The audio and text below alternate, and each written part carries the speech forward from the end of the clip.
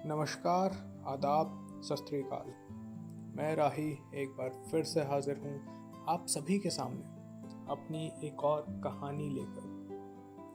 कहानियाँ, हम कहानियों से घिरे हुए हैं। हर किसी की अपनी कहानी है और हमारी पिछली कहानी थी समाज के ऊपर, और आज की कहानी भी उसी समाज की कहानी का अगला भाग है, जिसे आप 2.0 भी कह सकते हैं। तो समाज 2.0।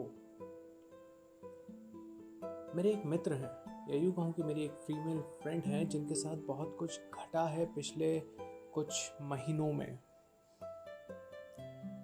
कुछ मनचले लड़कों ने उन्हें परेशान किया, उन्हें छेड़ा, उन्हें उस घटना के बाद हॉस्पिटलाइज्ड होना पड़ा। वो उनके लिए एक ट्रॉमा से कम नहीं था, वो उनके लिए एक मानसिक उत्पीड़न से कम नहीं था। उन्होंने वो सरवाइव किया, मगर उनका टेस्ट अभी बाकी था।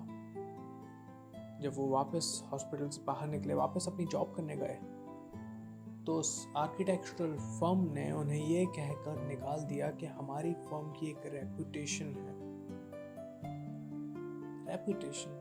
सीरियसली?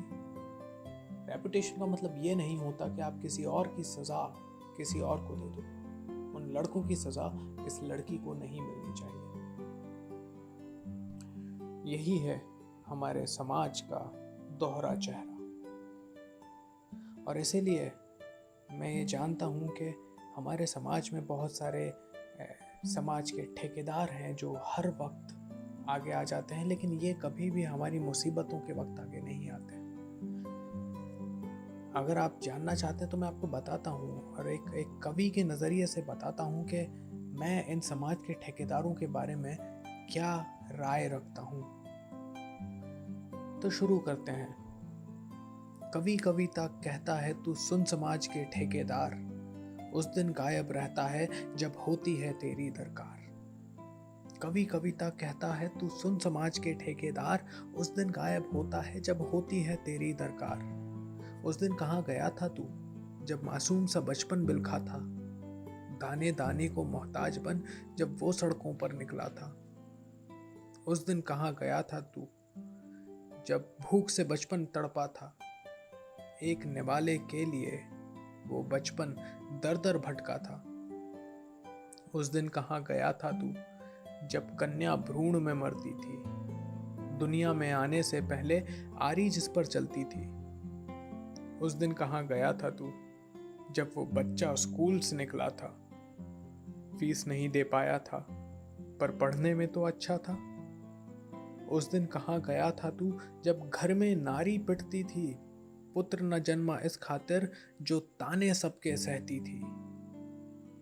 कवि कविता कहता है तू सुन समाज के ठेकेदार, उस दिन गायब रहता है जब होती है तेरी दरकार। उस दिन गायब रहता है जब होती है तेरी दरकार। ये समाज आखिर है कौन? ये कौन लोग हैं जिनसे डर के हम जीते हैं? शायद ये वो 4 लोग हैं जिनसे हम कभी मिले नहीं, या यूं कहूं कि ये वो रिश्तेदार हैं जो कभी हमारे काम आए नहीं। मेरी वो जो मित्र हैं, उनके लिए अभी भी जिंदगी इतनी आसान नहीं, क्योंकि अब उनके फैसले उनके रिश्तेदार लेते हैं। क्यों? क्योंकि उनका एक ओपिनियन है। कहते हैं कि यार अब इस लड़की से शादी कौन करेगा? तो उन्होंने अपने हिसाब से एक बहुत ही बढ़िया परफेक्ट व्यक्ति उसके लिए चुन लिया है, और इसमें उसकी कोई सहमति नहीं दी गई। ये हमारे रिश्तेदार, ये हमारे समाज जो ये नहीं समझ पाते कि उस लड़की की इच्छा क्या है, जो ये नहीं समझ पाते कि जो भी हुआ उसमें उस लड़की की गलती क्या है। ऐसे समाज और ऐसे रिश्तेदारों से बेहतर तो यह है कि मैं अकेला जीऊं। ये समाज कोई और नहीं, आप और मैं हैं। बदलना किसी और को नहीं, आपको और मुझे है। जिस दिन हम ये बात समझ जाएंगे, उस दिन हम दूसरों के हिसाब से जीना छोड़ देंगे और वही हमारी, या यूं कहूं कि इंसानियत की जीत होगी। और मैं उम्मीद करता हूं कि आप इंसानियत को हारने नहीं देंगे।